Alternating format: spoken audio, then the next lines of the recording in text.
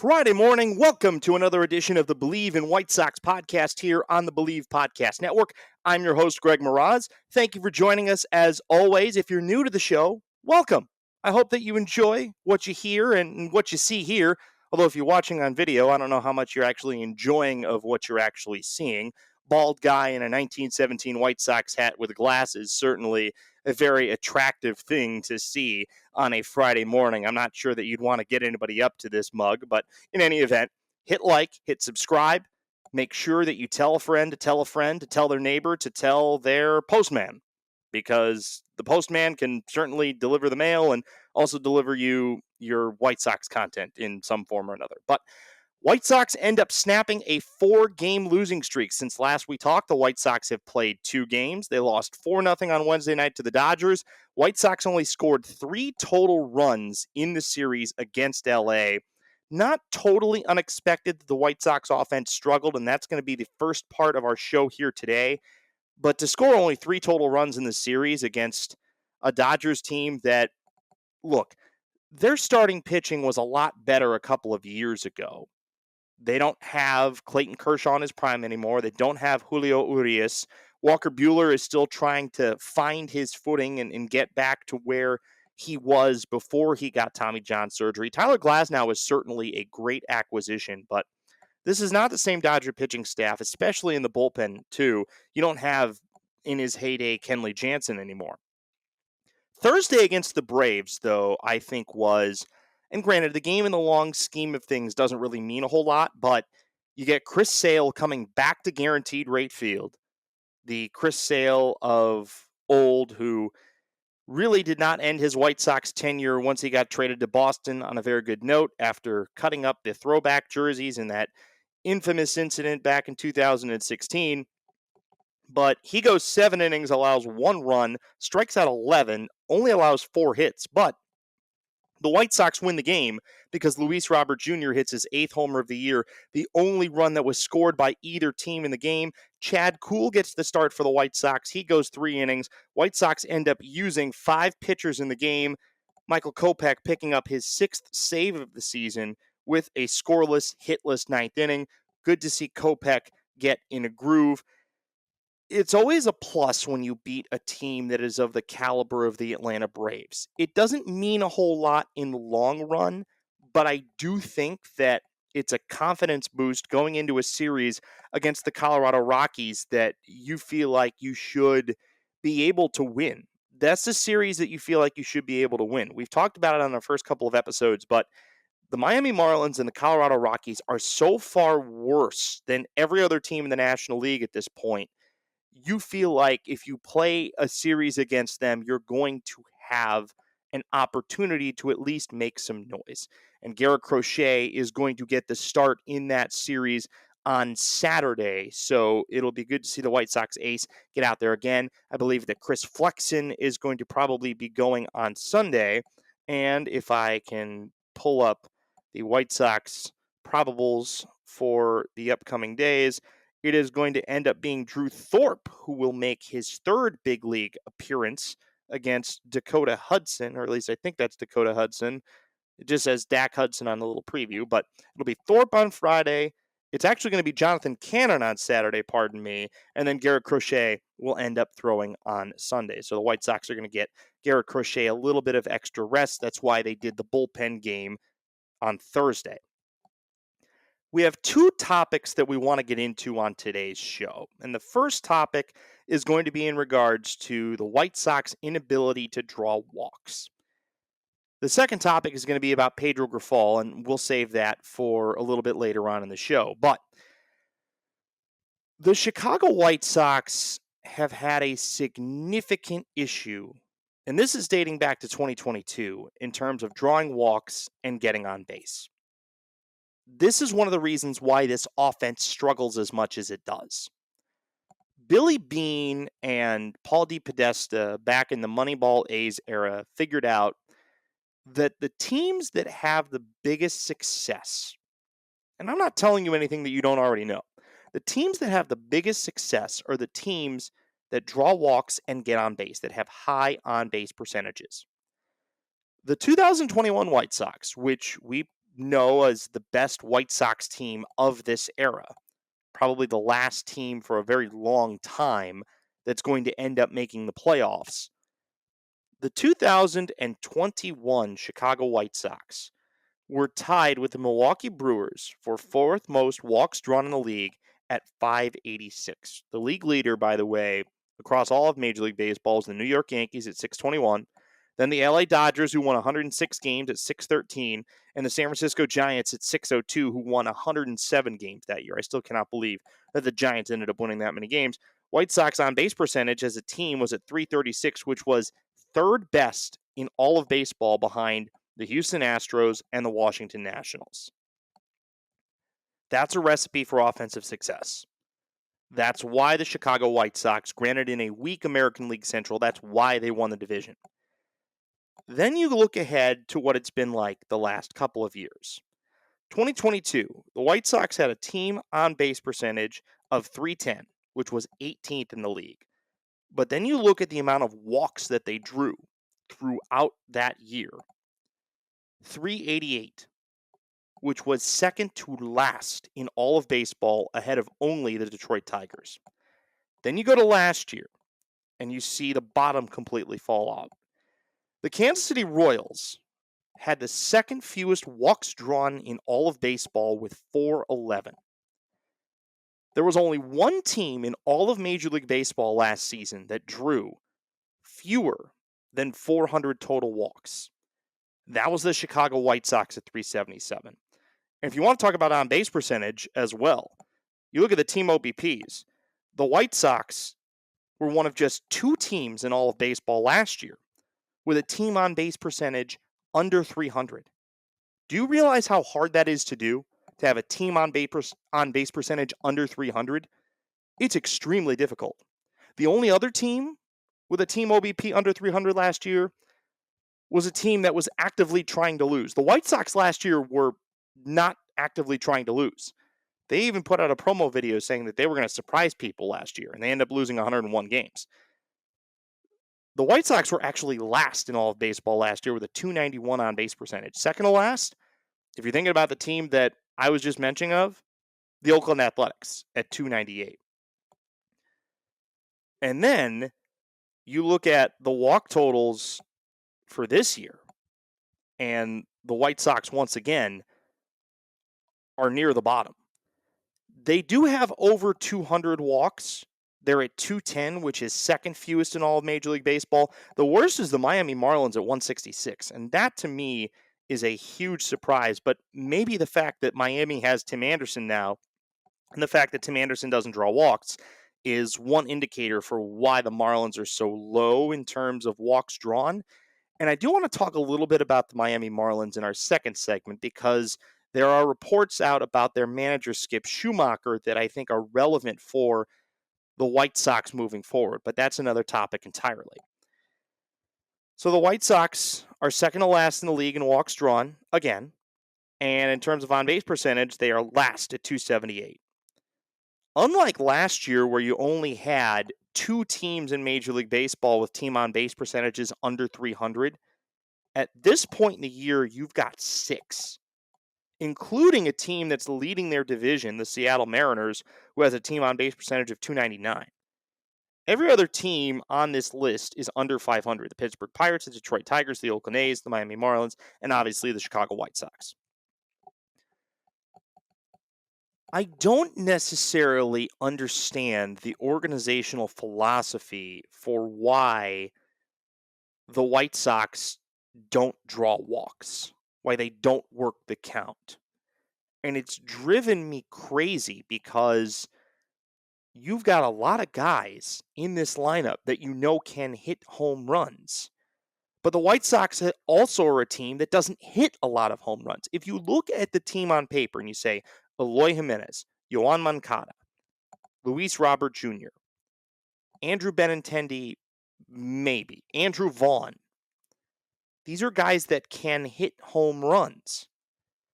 But I remember Frank Menachino a couple of years ago, the now former hitting coach of the Chicago White Sox, said, F the home run, hit 300, when he was talking about Andrew Vaughn and why he wasn't hitting more homers. Well, the White Sox, homer-wise, are also near the bottom of all of Major League Baseball. They only have 70 homers as a team, which is tied for 26th with Tampa Bay and Toronto.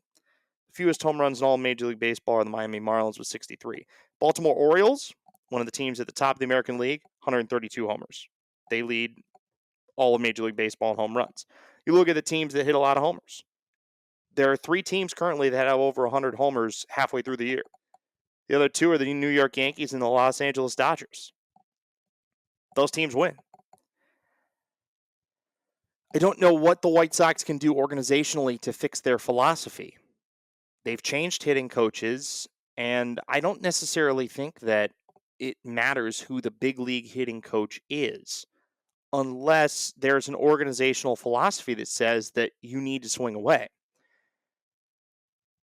I think that it's accurate when you're talking about how to work the count, that it will do 2 things for you. This is not something that is of this ultimate baseball savant type epiphany that I had. This is common knowledge. I'm not telling you anything that you don't know. You hit home runs when you draw 2-0, 3-0, 3-1 counts. You draw walks when you get into 3-ball counts. The White Sox swing so early in the count, they don't work the count, which means that they're swinging at pitchers' pitches and not hitters' pitches. And when you see a team that's as aggressive at the plate as the Chicago White Sox and not have that much success, you don't have to throw first pitch fastballs on the inner half of the plate. You don't have to throw hittable first and second pitches. You can throw chase pitches that go out of the zone and be able to have the Eloy Jimenez's of the world swing like a foot over them. That's the problem with the White Sox offensive philosophy. And you look at the numbers, when the White Sox had success, they were drawing walks and had an above average team on base percentage. Now you're seeing the last couple of years, and it correlates to the amount of runs that they score. The White Sox have scored 247 runs this season through 83 games. And I'm pulling up my handy dandy calculator so that I can give you an average in terms of what that is in terms of runs per game. 247 divided by 83, that's 2.97. The White Sox are averaging under 3 runs a game. It all correlates. You don't hit home runs, you don't get on base, which means you don't score runs. You want to talk about a team that is scoring a lot of runs? Let's talk about the Baltimore Orioles. And actually, you know what? Let's talk about the LA Dodgers, the team that just faced. They've scored 409 total runs in 82 games. See, this is what happens when you're trying to do math on the fly. It does. For those that are listening, I'm just fiddling around with my calculator, and it's clearly not making for a visually great product. The LA Dodgers are averaging 4.98 runs per game. A sample size as large as 82 games, it just goes to show how bad you are when you're averaging over 2 runs, and granted decimal points, over 2 runs a game less than one of the best teams in all of baseball. That's the difference. That's why the Dodgers are who the Dodgers are, and that's why the White Sox are who the White Sox are. And then you look at strikeouts.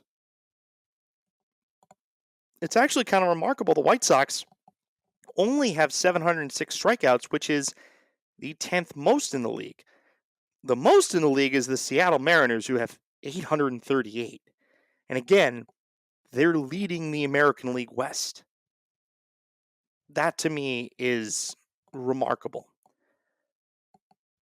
I don't know if it's the players. I don't know if it's the way that the players are developed. I don't know if it's the coaching philosophy. But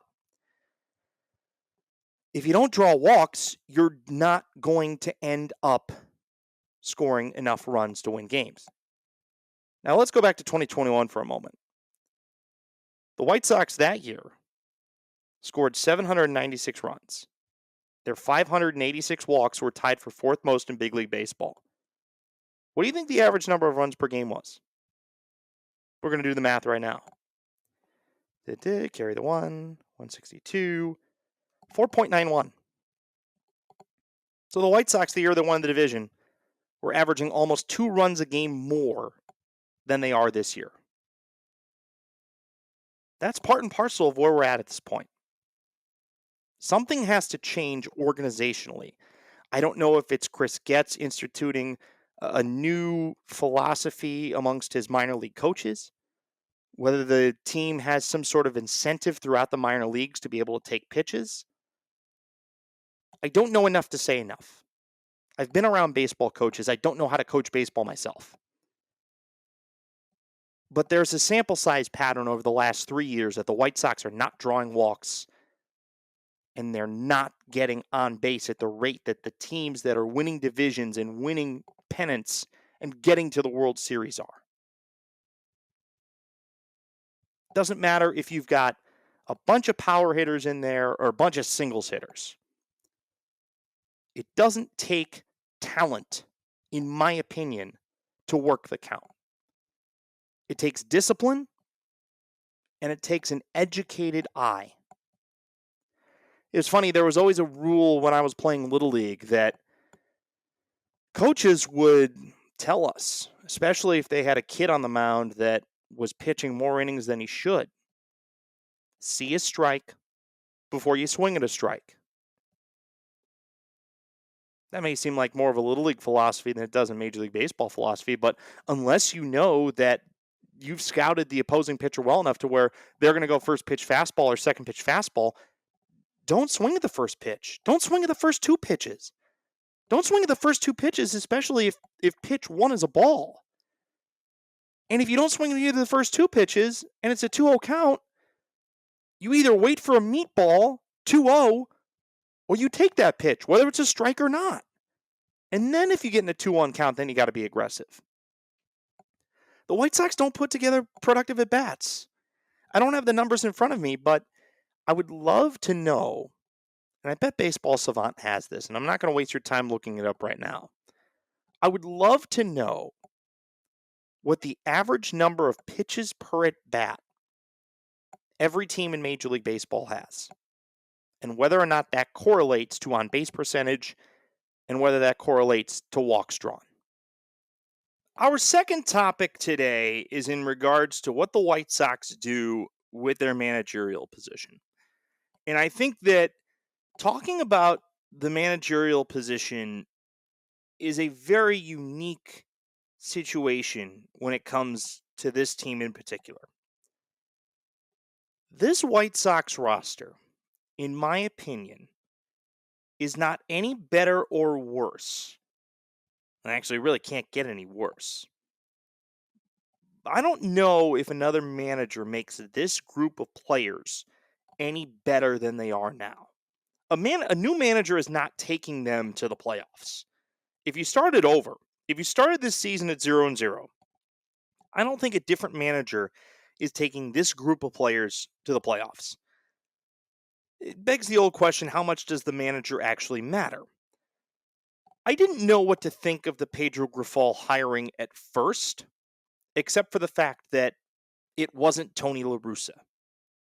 That's the only thing that I was happy about, is that it was not Tony La Russa. That was really the only thing that concerned me when they announced him. But then I thought about it a little bit more. We talked about it somewhat on Monday, but Bruce Bochy was available twice. Twice when you were trying to hire managers, he was available. He wanted the job in 2021. You hired La Russa, which was a huge mistake. AJ Hinch was available. He got hired by the Tigers. I thought that was going to work out. It hasn't worked out yet, but maybe the Tigers are just not at the point yet where they're ready to compete with the Twins and the Guardians.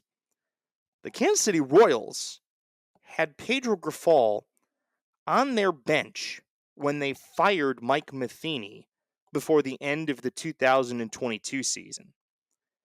The fact that Pedro Grifol, the bench coach, got hired by somebody other than the Royals to be their manager when they fired the manager that was his boss, to me, I think speaks a lot of volumes about what the Royals thought about Pedro Grifol as a long-term candidate.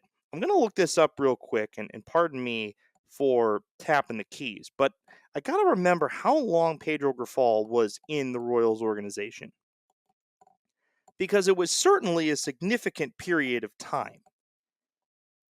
So Pedro Grifol is 54 years old. He was at least on the Kansas City Major League staff since 2015. So Grifol was in the Royals organization starting in 2013, and he had been on their staff since 2015 on the big league side. He moved to bench coach in 2020.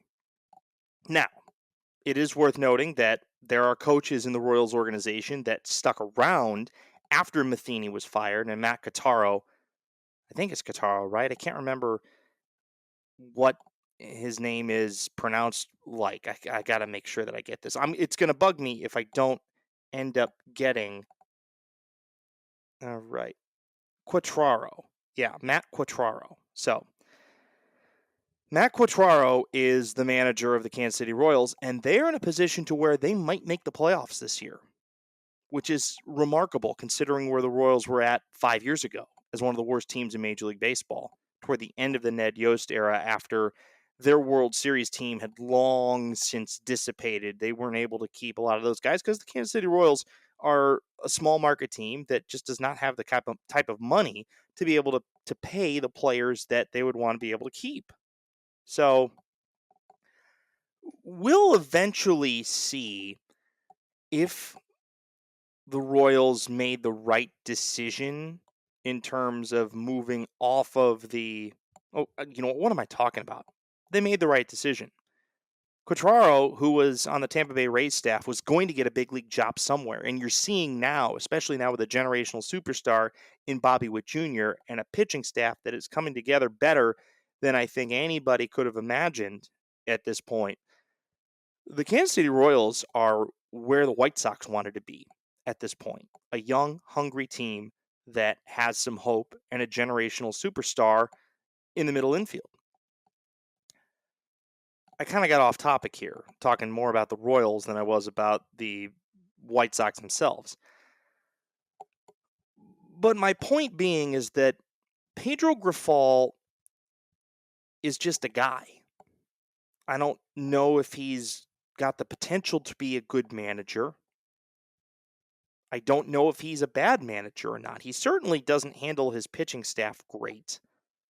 His lineup construction is suspect, given purely the fact that he continues to play Martin Maldonado more than Corey Lee, and that alone bothers me a ton because Corey Lee is the future and Martin Maldonado is a guy in his late 30s that's hitting below 090. As Ozzie Guillen said, it's really hard to hit 090 if you're playing every day. The Martin Maldonado is not a guy that deserved to be playing every day. The fact he was even signed meant that the White Sox thought that they might be competitive. But when the White Sox get off to a horrific start, you have to look at all of your veterans that are not going to be here past this year and saying, what's the point of keeping them here? Tommy Pham led off yesterday. Tommy Pham is this team's leadoff hitter. He's an everyday player. He didn't start the year in the organization. Pedro Grifol seems to think that winning now is important. And that's the thing that I think is a little bit troublesome. And he keeps kowtowing to Jerry Reinsdorf that we need to be better for our owner. No, you need to be better for your fans. There was an article that came out, I think it was in the Sun-Times before the season started, or maybe it was at the beginning of the season, that Jerry Reinsdorf effectively admitted that Pedro Grifol had the type of season last year that should have gotten him fired after 1 year.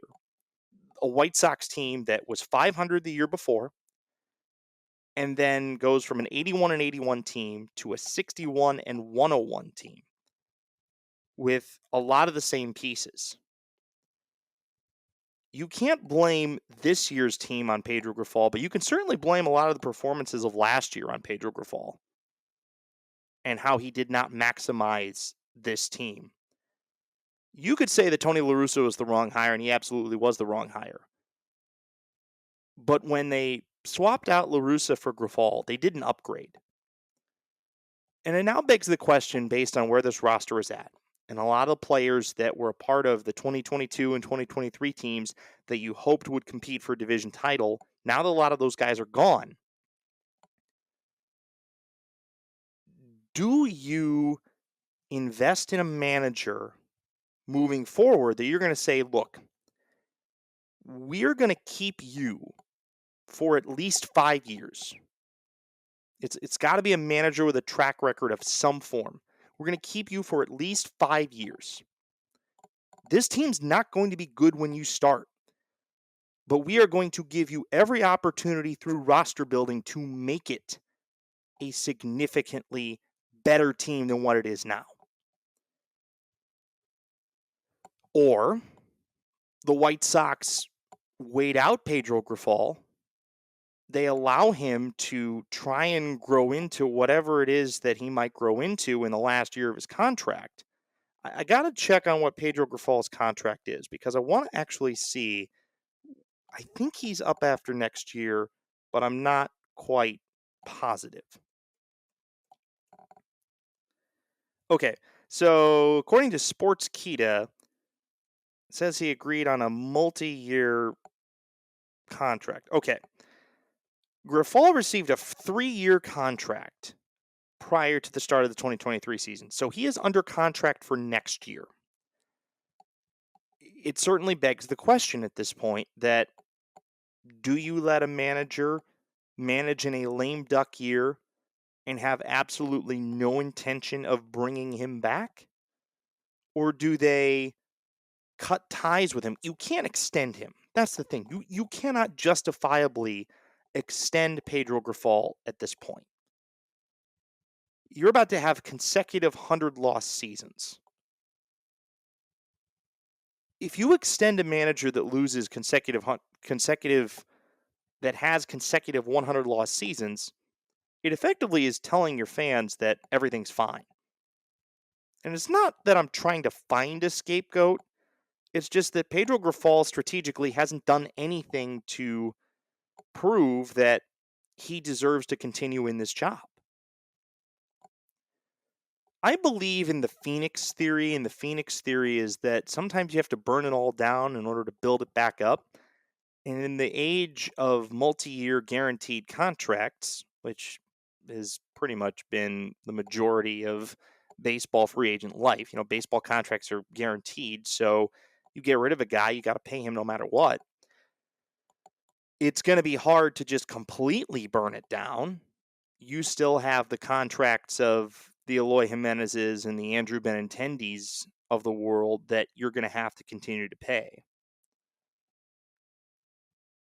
But I think that you need to find a manager that you can trust with a building project. That's what the White Sox did with Rick Renteria when they hired him. Robin Ventura didn't want to do it anymore. The White Sox had given one last go at trying to win in 2016. They got off to a good start, and then it completely bottomed out. Rick Renteria was there for the rebuild. They gave him that opportunity. And he got the team to the playoffs. He got them to being, until the last week of that COVID-shortened year, one of the best teams in baseball in 2020.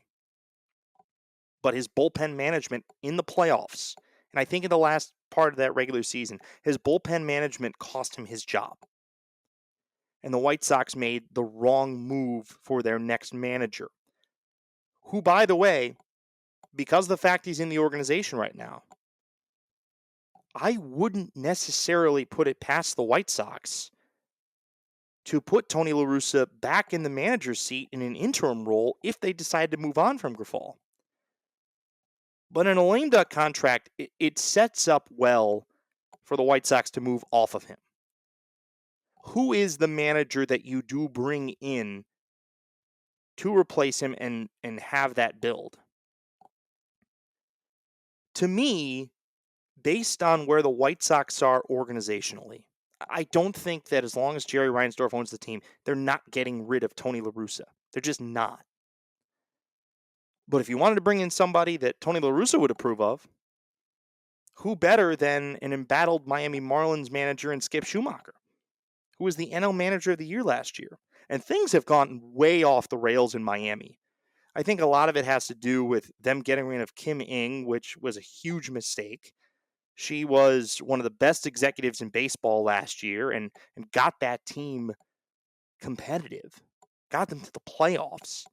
And now everything is completely bottomed out for Miami. And they replaced her with Gabe Kapler.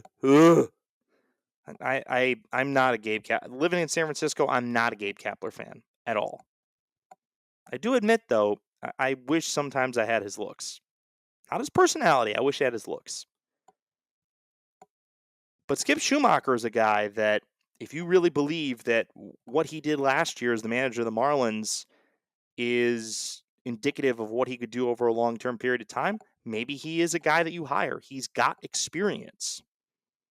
Somebody else you could potentially consider hiring that has major league managerial experience would be John Farrell, who got the Boston Red Sox to a World Series title back in 2013. I don't know where John Farrell is at this point in time, but John Farrell is certainly a guy that's got veteran experience you could bring in. Somebody that's patient with the build that you need to require, that you need to undergo at the moment. Even if it's a guy that hasn't managed for a couple of years, it's got to be somebody that's got a good feel for modern analytics, but some old school philosophy as well. Certainly ain't going to be Bruce Bochy. He's not leaving Texas. I don't think that they'll convince Dusty Baker to come back out of retirement after he just left on an effective high note with the Minnesota Twins. Or not the Minnesota Twins, the Houston Astros. I don't know why I was thinking Minnesota Twins. Maybe I was trying to transition to Ron Gardenhire, but I think Ron Gardenhire is probably too far out of the game at this point to be a viable option. But it has to be somebody that you will trust to help build this thing moving forward. I think if they do their due diligence and don't get insular like they have, they can get this right. And whoever it is just going to have to accept the fact that they're going to take their lumps. But you've got to have some form of positive inspiration in the managerial spot. You hire a guy that says, hey, this guy has done it before at a high level. And this is not the White Sox philosophy, but you know what? Maybe you go down to Tampa Bay and you throw a bunch of money at Kevin Cash. Maybe you do that. Maybe you decide that for, kicks and giggles that Ozzie Guillen deserves another chance. I think that Ozzie Guillen could end up being a really good manager once again. Now, that would be more of an insular hire, but he's not managed in over 10 years. He does White Sox pre- and post-game, so he's still tapped into the game. He connects with the Latino players. I'd love to see Ozzie Guillen come back, but the problem is that I don't know if Ozzie Guillen is going to have the type of patience to wait through a 4 or 5 year build. That, to me, is a guy that you hire if you want to win now, not 4 years down the road. But whoever the White Sox hire, it has to be somebody that you trust is going to accept the task of building this thing from the ground up, because you're at square one again. You don't have some of it built. You've got pieces from the last building. The last building is the Jenga tower that's mostly fallen down. You've got a couple of pieces left. Pick the pieces that you want to rebuild the tower, have them as your base, add that next level, which is your manager, and start building from there. But one thing's for certain. Maybe Pedro Grifol gets a second life as a manager somewhere else and ends up being great. But after a year and a half worth of games as this team's manager, it's not going to work here. It's just not. It hasn't worked. And I feel, because he seems like a nice guy, there's too much evidence to say that he's not the right fit for this organization at this point in time. And on that note, we will say goodbye. The White Sox have a 3-game series against the Colorado Rockies this weekend. We will be back with you Monday morning to recap that. And then, as we move into the month of July, Monday is July 1st, a very interesting road trip. To Cleveland, they go to face the Guardians, and then down to Miami to see their old friends Tim Anderson and Jake Berger, and potentially their next manager in Skip Schumacher, who, by all accounts, is probably done in Miami regardless after this year. Have a great weekend, everybody. Hopefully the White Sox can bring home a couple of W's, and we will talk to you Monday morning. This has been another edition of the Believe in White Sox podcast here on the Believe Network.